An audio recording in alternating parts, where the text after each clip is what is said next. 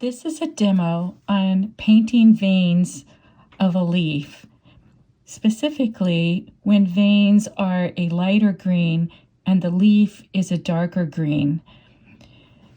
So I have mixed up my paint. I'm using some indigo blue and some sap green, and I put some water there, and as you can see, they're mixing together. So I'm creating a darker green that I can use now to create the area of the green leaf that will come up against the lighter green vein. I've already done a light green underpainting, and I think I'm going to just start up here. And it does help if you have a good point on your brush. Now I don't see a lot of side veins here, so I'm just going to bring this up. There's a couple, but they are very small. I'm painting the area in between the veins.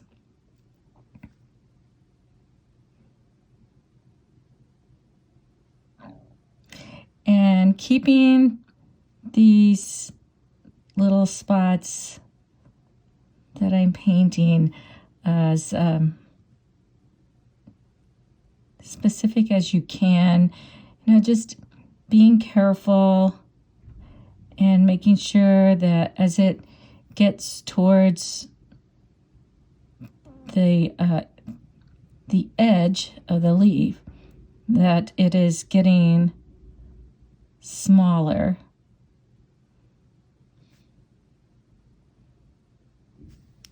So as you can see, that is creating a vein. And I'm making sure that where it meets in the center vein, that it flows right into these side veins, that there's really no difference in how these two meet. It just flows right into the vein. And it doesn't have to be exact, but you want to give a pretty good feeling of what you're looking at. If you're lucky enough to have a leaf right in front of you.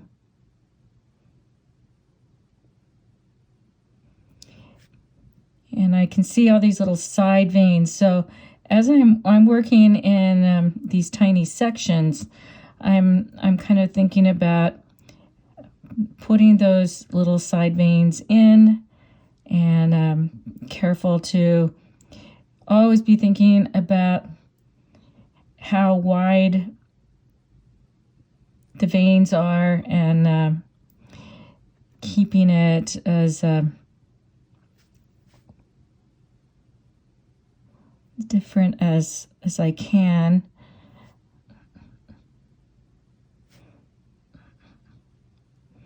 And if they run together here and there, it's okay. It's you're kind of and that one looked too much like the rest, so I'm going to just put those together. You do want to be thinking about how can I always be making them look slightly different from each other, so that it doesn't look like it's always the same man-made kind of look to it. So I'm just kind of following along, and if it does fill in a few areas, that's That's okay.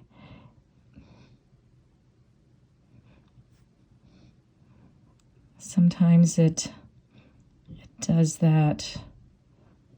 And really, it'll just kind of add to the look. There's nothing that's written in stone about how these veins are. So as you can see, it's beginning to come together, and I'm kind of trying to keep the smaller in between veins a little bit lighter, not lighter, but thinner than the other veins. So every time the vein goes from center to main sides to then these little ones, you're trying to get the little ones to be even smaller than what they were. And if you go back over them to make them smaller, you'll kind of see that it creates a bit of shadow as you're making them thinner. And a lot of times that can just add to the feeling of making it have a dimension.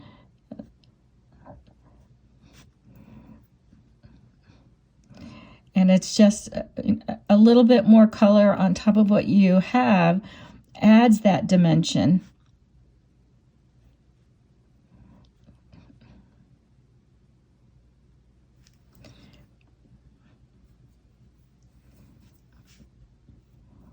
And now here, because this came out pretty flat, I can go back in and add some more.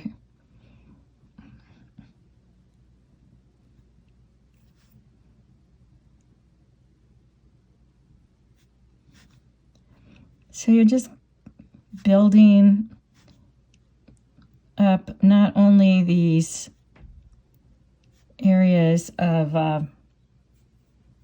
where the veins are, but you're also creating a sense of dimension.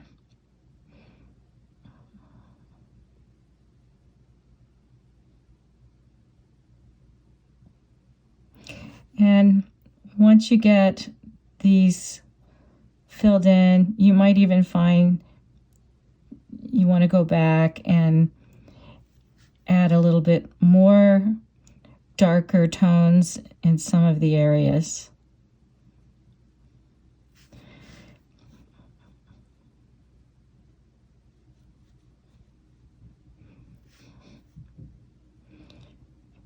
And you're just kind of always looking at your reference to see if you're on the right track. I think you can see some of my pencil lines under here, which really help me to at least have a general area of knowing where I want to put my color.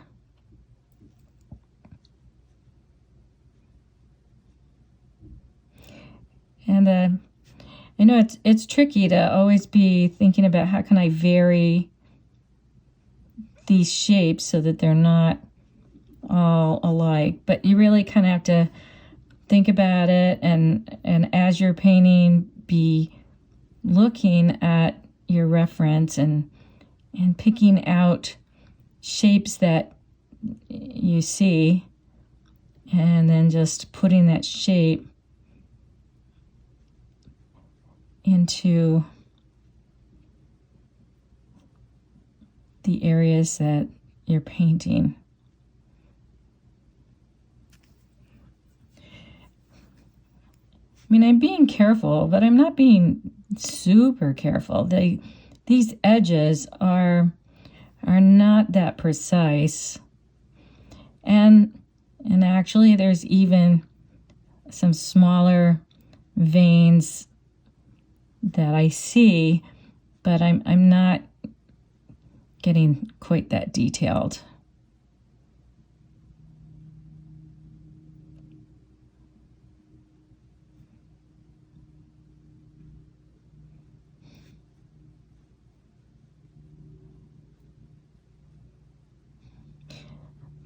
I guess I'm trying to work fast also so that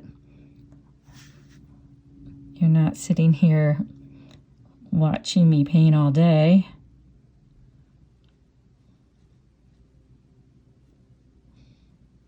So that's how I'm creating the veins. And after I get all these veins put together here, that's when I'll go back and add some darker areas, like here along this edge it gets pretty dark, so I can add that. And just by putting it on, it may look a little too dark, so that's when I blend by taking out all of the color and just using a damp brush that I've kind of wiped on a paper towel or a rag, and then just by going over it with the water will blend it, and then it looks a bit more natural. So I'm going to continue working on this, and then I'll come back and show you some more after I get some more of this painted in.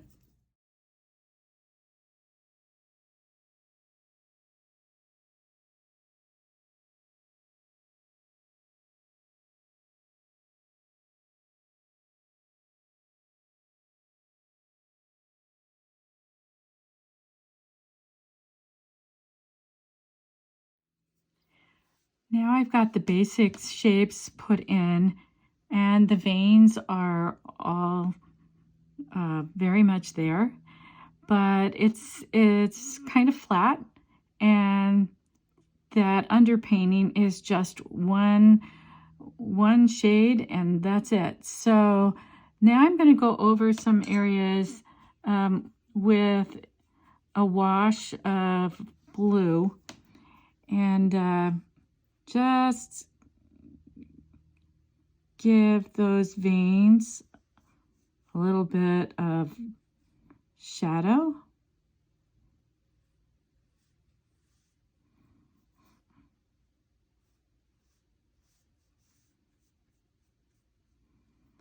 You see, it doesn't take much, and it's just really watery.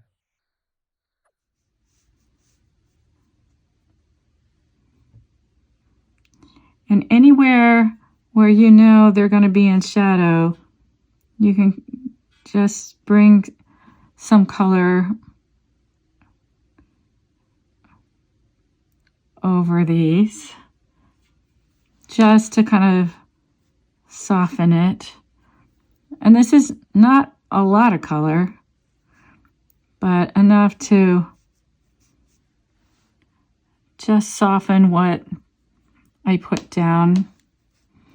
And really the in-between ones can all be softened.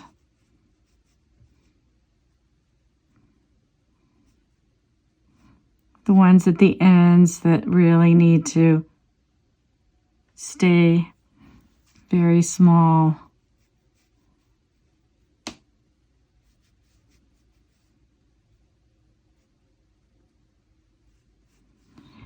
But some of these the main side veins, for now, I'm going to keep them the underpainting.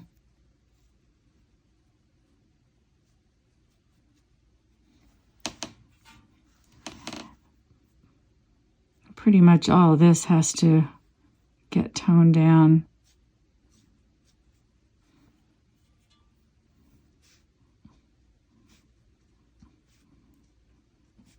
Because this is an area that, as that leaf is turning, there's a shadow along there. So I just want to make sure I get that shadow. And this still needs another area where it is turning. So that's going to need some more work. And then this end.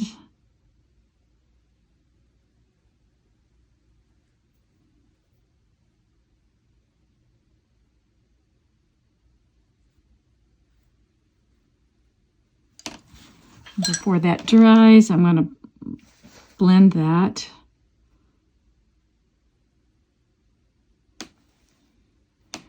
And it's got a little bit of brown at the end after it's set here for an hour.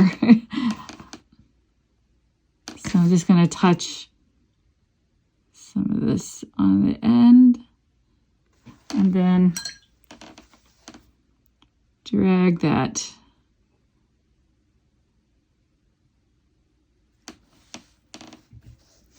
There's a lot of brown spots on here, and pretty much I'll handle that the same way. I don't have any brown on my palette right now, so I'm making it with orange and blue. So I've got and a little bit of red. Anyway, that makes brown. So to make these brown spots, I just hit it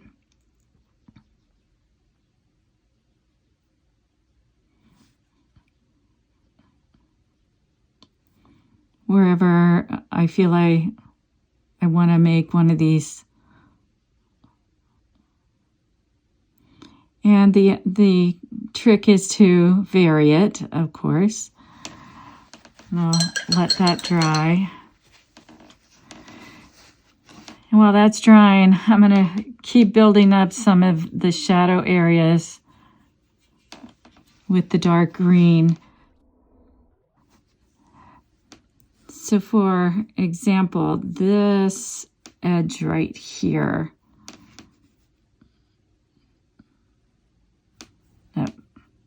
Need more blue, less water. Sometimes it's just hard to know.